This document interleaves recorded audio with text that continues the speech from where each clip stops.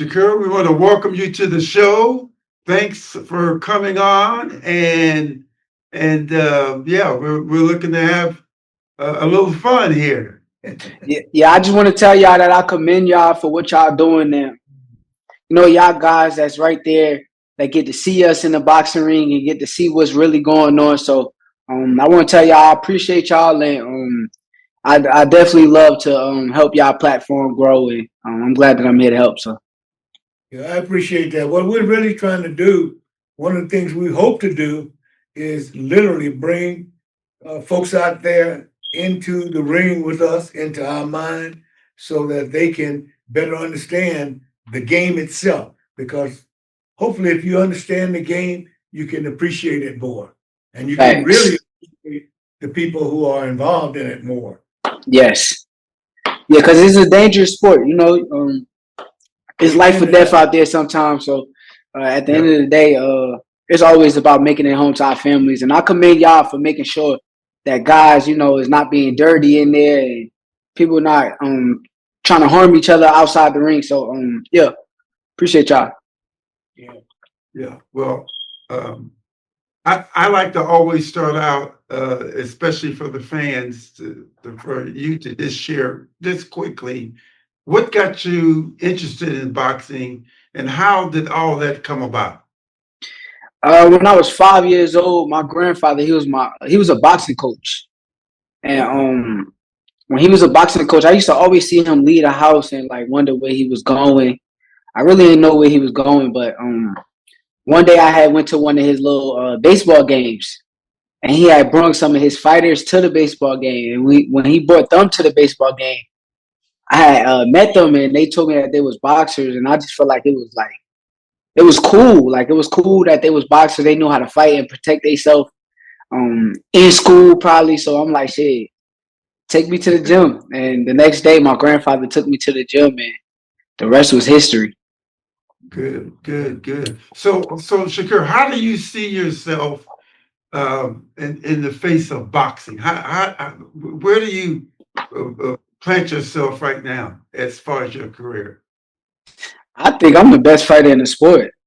Like I ain't gonna lie to you. And it ain't no diss at like it ain't no diss at the guys that's in the sport. You know, it's a lot of guys that I think is really good and they do some things probably better than me, maybe. But truthfully, like with the tools and the IQ and the brain that I have, I think I'm just on a whole different level. Like these guys is not on my level. So that's how I feel about myself, man. Ain't nobody gonna change that. Well, you spoke of IQ, and my next question is, uh, you had defensively, your skill level is one could say at a elite level. So how would you defensively compare yourself to like a Mayweather or a Pernell? It'd be hard to like sit there and like, you know, gauge who's better at what. You know, them guys is guys who I watch. So I can't sit here and say, oh, I'm better than them at my defensive abilities. What I will say, the numbers don't lie.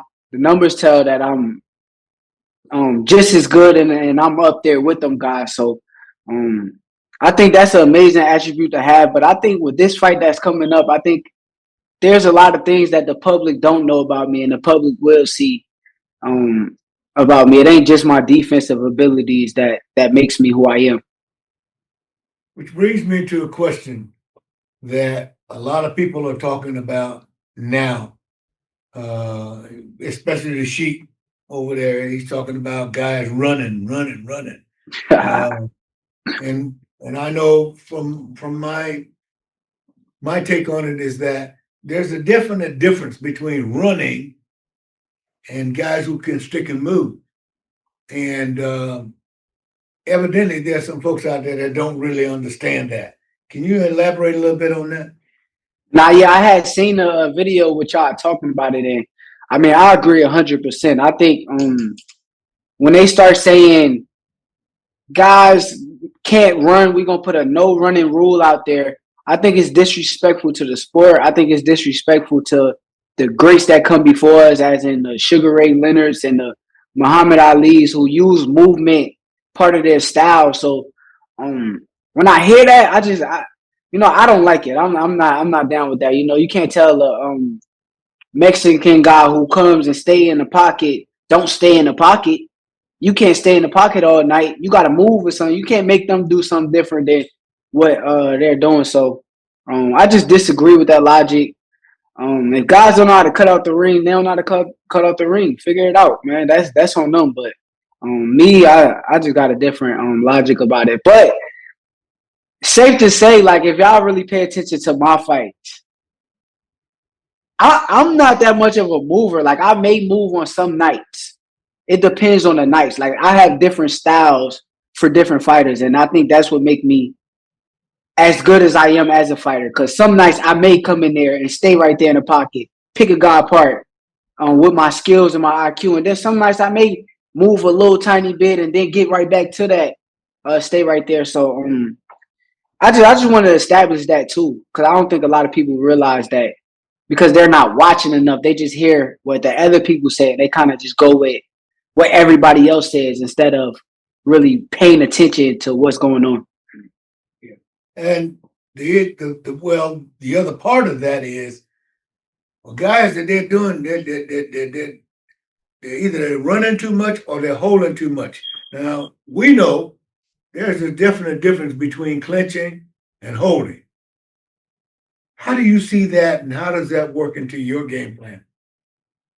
I mean, I think holding is a part of boxing. I think, like I said, some of the greats held, and when you're fighting on the inside, I feel like when you're that close range with guys, it's going to be a little holding and punching and little things going on in there. That's if you watch Roberto Duran, he was a master of grabbing the other guy's arm, and then hitting them with shots while he got the other guy's arm. So I think inside fighting, holding is involved. But now too much, I agree. You got to give guys warning and tell guys that's part of the sport. That's once y'all tell them, y'all are the eyes that's in there that gotta make sure that none of this stuff be obsessive or too much. So when it comes to that, I think y'all been doing a good job. I think the sport has been going good. I don't think it needs to be changed by rules and things that it's already rules. Y'all, the referee got us. If it's a guy hitting with obsessive back of the head shots, y'all gonna call him for obsessive back of the head shots, and it's not gonna happen the entire fight because he's gonna get a point taken off. It's gonna be punishments already. So just to hear guys say, "Oh, rules and all of this," I don't want to hear that shit. Let the referee do their job. Let the fighters do their job. And that's how I look at it. Well, and I know as a referee, what I always said to the fighter, yes, there's a difference between holding and clinching. And they say, well, what is that, referee? And I said, it's about 4 or 5 seconds. If I tell you break and you do that, that's not holding. Clinching is okay. It's a part of boxing. Yes. But holding, that's something else. Yes. But I understand that. And I agree with you.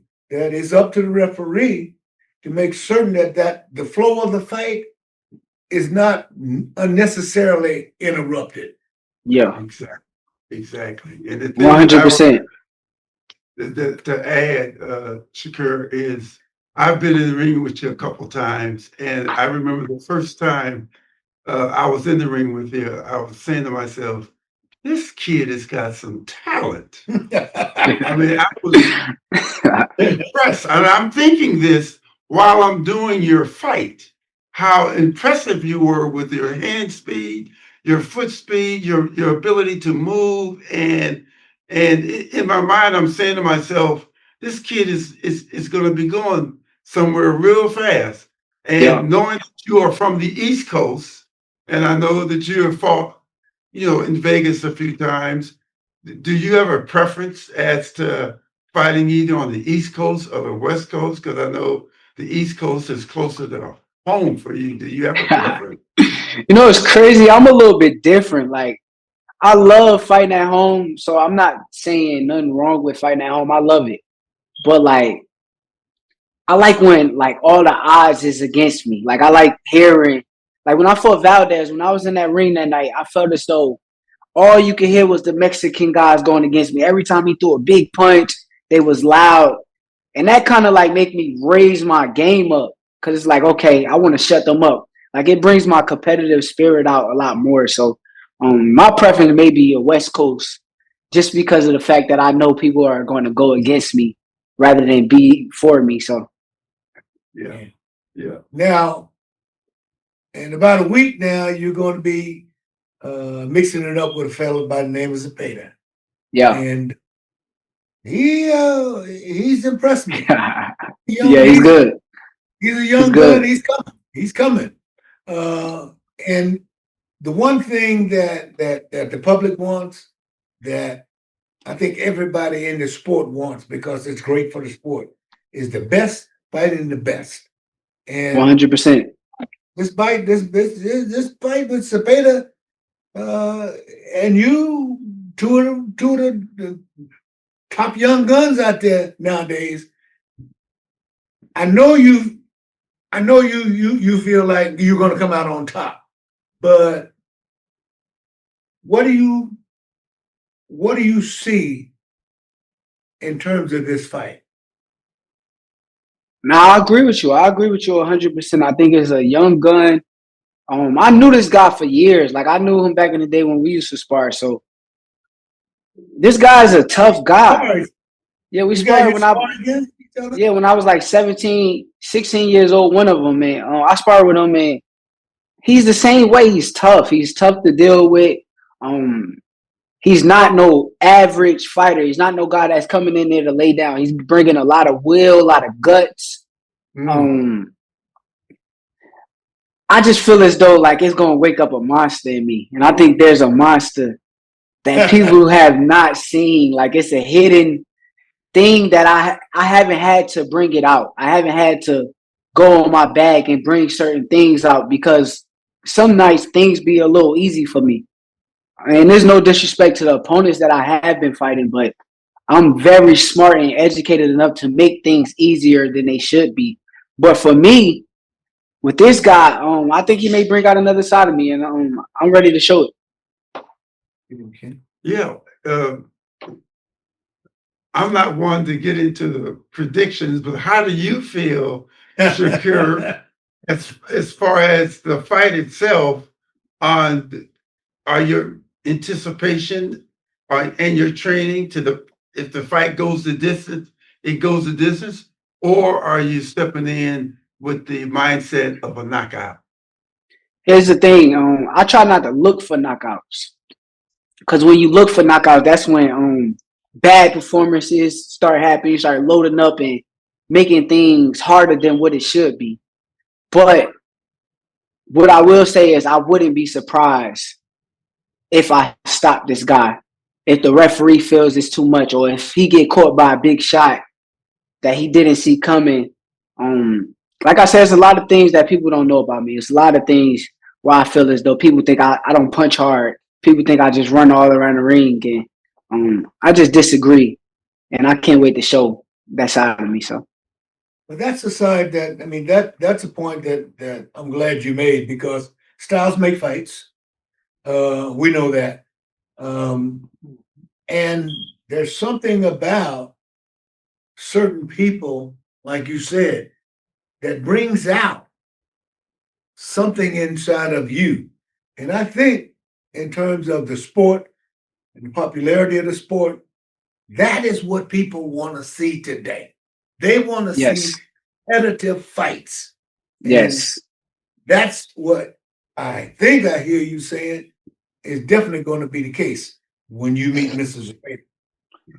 Yeah, that night, like I said, everybody gonna realize who I am. There's gonna be a lot of people surprised, shocked, and they not gonna believe what happened because everybody got this stigma that's around me already to where, oh, he's just a runner and he's pillow fisted and all of these things that's just not true. So I can't wait to show the public why it's not true. Appreciate that. Now, there is a move out there, and I just want to get your opinion of it. A move out there by the Sheikh and Dana White, Mhm. they're talking about coming up with something called a fight league, where they really want to go back to just 8 different weight classifications, and matching the best with the best. How do you Yeah, feel about that? Where do where do you see that going? I mean, because the sanctioning bodies, there are a lot of belts out there. yeah. How do you feel about? Some people think that's taking the game backwards. How do you feel about that? Honestly, I feel as though that ain't nothing wrong with it for me. Like I don't see no problem with putting the best guys against the best guys. That's the point of the sport. I think that's how you make the sport better. The only thing that I say is you do not, cause we the ones that's going in there and risking our life. We should be paid the certain way. So if y'all do plan on doing a big league and making it this thing where the best fight the best, yeah, let's make it happen. I'm all for it, but make sure the dollars make sense. Make sure the money makes sense. Don't lowball fighters and put them in this league with the best versus the best, and the money is not adding up to what these fighters should be paying. Because at the end of the day, we all know on fight night we leaving with a certain amount of our checks, but the promoter is leaving with the biggest, largest sum of the check. So with that being said, with us risking our life, I just feel like we should be paid to our standards. What do you think about going back to the original 8 weight classifications? You think that's a good thing or not a good thing? Uh, I think that's silly. That's very silly because you got guys now who's walking around way bigger than what weight class they're fighting in. And I feel as though if you make it a wide range of weight classes, you're gonna have little guys versus big guys, which you already getting, but it'll be much worse. Like say it's 156-pound weight class and the gap is between like 125. It's like, come on, you're gonna put me in the ring with a guy as big as Boots, who's fucking like huge compared to me. Like it just don't make sense. So I think the weight classes is all good. I think the sport don't need to be changed with the weight classes. I think the promoters just need to make the best fight the best. Um, the the the the reason why, when you go back into history as to why they put the midweight in between the 8 was because of safety. Fighters hydrating and rehydrating, and they felt that it was just too dangerous to do, so they started putting those subweights in between to prevent fighters from doing it. Just like the weigh-ins. Weigh-ins used to be on the same day of the fight, Right. and Right. then there was an issue with fighters trying to rehydrate within that same day, so they moved the weigh-ins till the day before. So Right. all of it was about safety. Yeah. Okay. So yeah, Yeah, I didn't even know that. yeah. Yeah. Well, and the thing about it is, and I think we had this conversation with Roy Jones Jr., and he made the same point. He said that if to go back to the 8 weight classes, because back then, if you were the middleweight champion of the world, you were the middleweight champion of the world, period. That was it.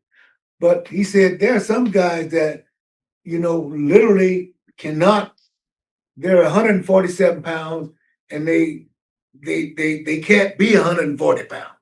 So you need those mid weights for guys that, Yes. just literally can't make a different weight. Yeah. So, but it's something that's coming down. It's been floated out there by Mr. White and Mr. Sheik, Shakur. and they want to do this. And one of the things that they did say, to your point, is that when they make the fight the best, then they want to compensate them likewise. So Yeah, that's the thing that I that think part of it, should be more that part of it focused. makes sense. Yes. Yeah. Yeah. Now, did you see the fight between Schofield and Tevin Farmer? Yeah, I watched it. I watched it. Yeah. What do you think about that? I'm glad y'all asked me, man. You Because know, Schofield, I think Schofield is coming for you. So he wants to come in yeah. your direction anyway. If he was coming for me though, he would have fought me when he had the opportunity. He had the opportunity to fight me, and he faked the illness when we was in Saudi Arabia. And truthfully, you know, things that people don't know is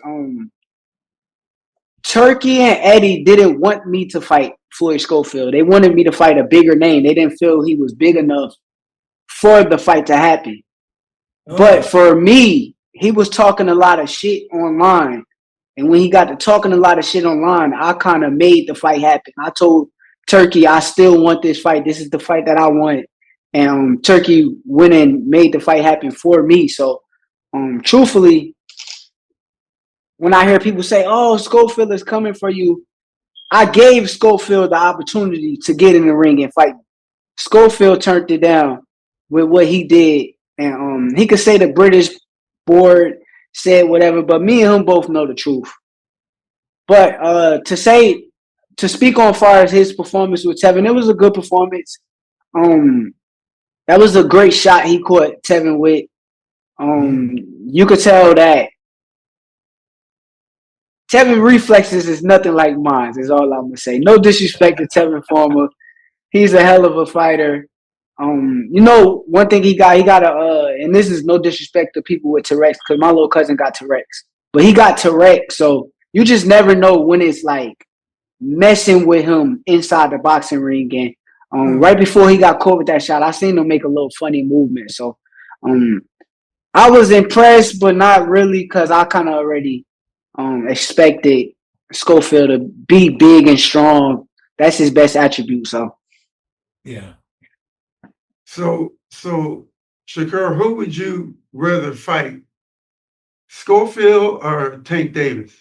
Tank Davis, come on, man.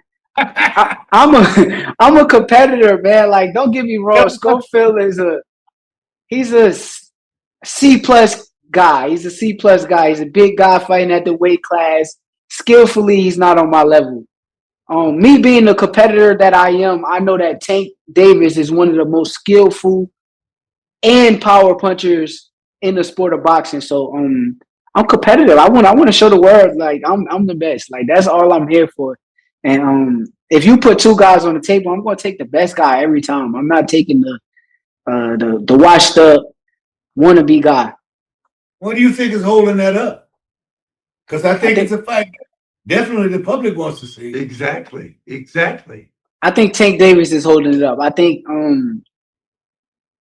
he's saving it all for the last fight. I think he knows his time is coming to near far as his time in the sport of boxing. He's been talking about retiring. So I think he's saving the best fight versus the best for his last fight in the sport of boxing. Makes sense. What do you think? I've read, I don't know how true it is, that Tank is supposed to rematch with Roach. Is there that, or is it just smoke in the air? Man, I hope not. I hope not. I think that's a dangerous fight for him. Lamont Roach is a hell of a fighter, so I think it's too dangerous for him to get back in there with him. But I hope not. Well, but you know what? The public, based upon the first fight, Yeah, a lot of people thought that even without the controversy that was in the fight, but a lot of people thought that Roach was winning the fight or would have won the fight, even without that controversy. I did too. I did too. So I think that Gervonta, if he's the competitor that you would say that he is, he wants to resolve that. He wants to erase all doubt. yeah. And make certain that what happened the first time around was an enigma, and that wasn't really the way things are supposed to go, or that will go if they fight again. So I think he wants that fight simply to prove a point. Yeah. Honestly, I don't know if he's that competitor. That's the thing that I kind of like. You know, he's a guy who's blessed with talent, skills. I think that's the one edge that I feel like I got over him. Like, well, not one edge. I got more edges over him. But like the main edge I think I got over him is my competitive spirit. And I don't think he's that kind of guy. Like I think he's more so, you know, in the sport for the money, which is we all in the sport for the money, but I feel as though for him it's not about the competitive aspect of the sport. So Well, that's one of the things that someone was talking to me about. As a matter of fact, they said that I think it was Shane Mosley. He said that today, one of the main problems with the game is that it's really about the money. It's not about entertaining the public. It's not about wanting to fight the best, wanting to do what is best for the sport itself. yeah. Inherent to that, Yeah, I feel as though see, I'm just a all around competitor, so I like to prove that I'm the best, and that's why I've been calling for that fight for the last 2 years or so. So yeah. that's how I feel. I mean, I love the sport of boxing. I love boxing itself. Boxing is everything to me. I live, sleep, eat shit boxing. So at the end of the day, my whole thing being in this game is to show everybody that I'm better than anybody else that's in my weight class, and that's my goal. But you know, certain guys don't feel the same way that I feel. So Well, have you ever disagreed with a referee's stoppage of a fight? And if so, why? hell yeah, I disagree with a referee stoppage from the fight. Um, I can't tell you exactly what fight, but I know certain fights is like sometimes some guys don't be hurt, and some guys will do exactly what the referee wants them to do, which is throw a punch or two back and let them know that they still responsive, and certain referees still stop the fight. But for the most part, I kind of agree. Like the last fight with Tevin and Scorefield, that was a fight that should have been stopped, and I actually thought it should have been stopped before it even got to the point that it was at, because of the fact that if you know Tevin Farmer and with his T-Rex, when he was doing that thing that he was doing, he kind of was having an episode, and I don't think the referee paid attention to it.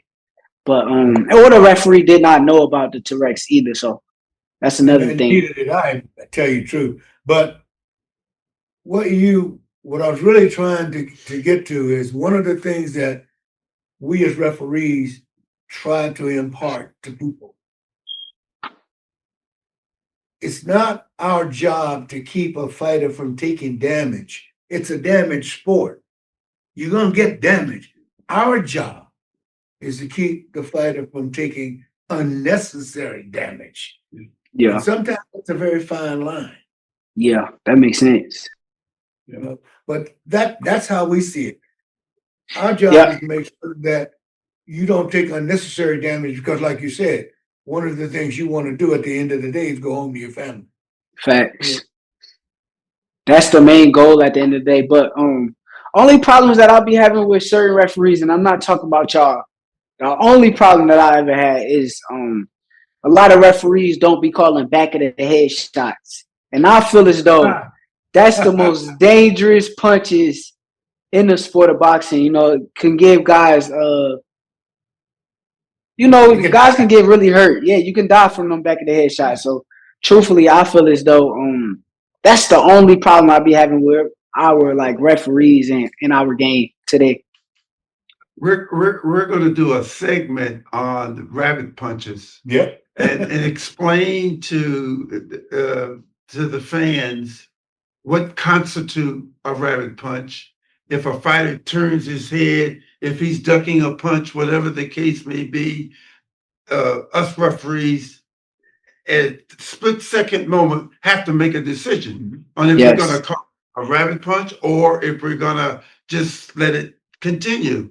But that'll be in one of our later shows. Yeah, definitely what we're going to address that. We'll definitely address it. But a question, Shakur, that I'd like to ask: if you continue to have success where you're at, how many weight classes do you think you'll move up and be comfortable at fighting before your career ends? I think I got one more weight class in me, man. I think I done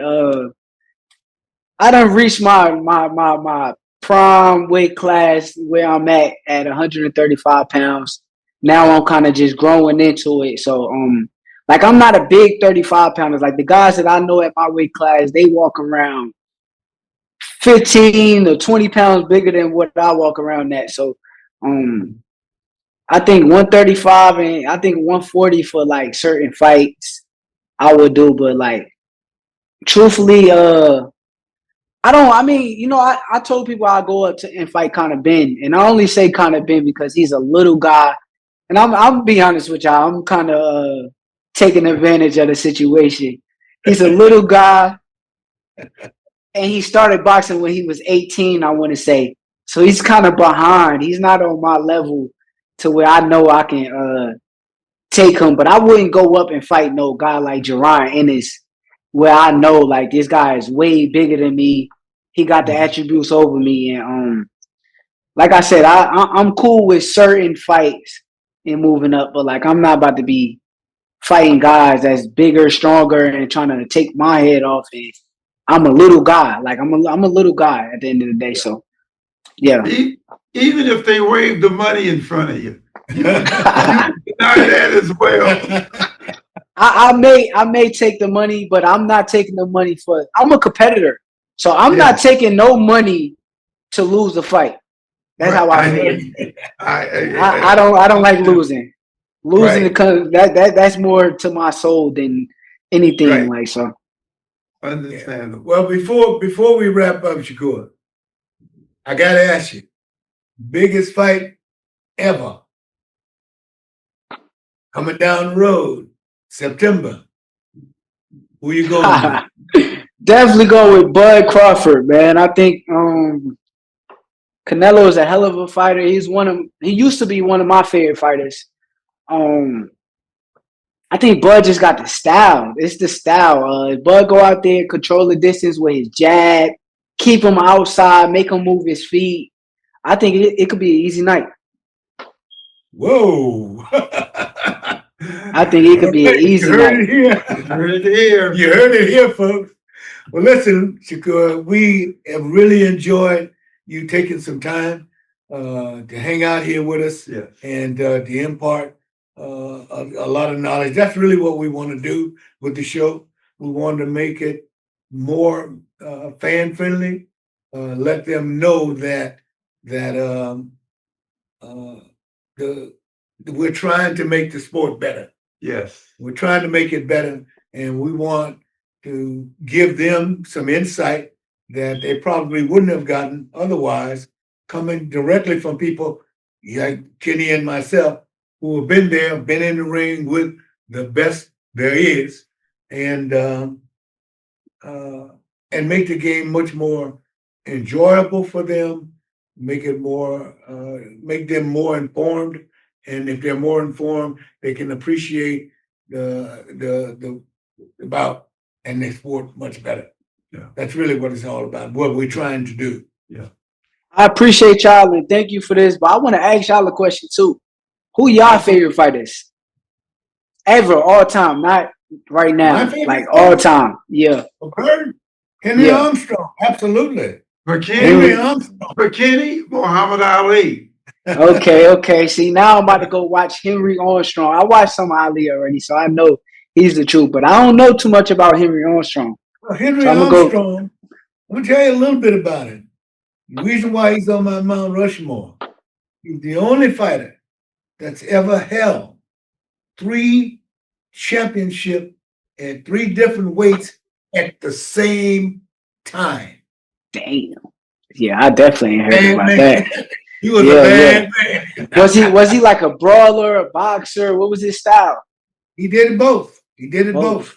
We want to give you a shout out and on your fight next week. Absolutely. Good luck to you. Thank you. Our prayers will be going in your direction, brother. Thank you. I appreciate it. Yeah. And thank you for tuning in to the official call. And to join our official squad, please subscribe below.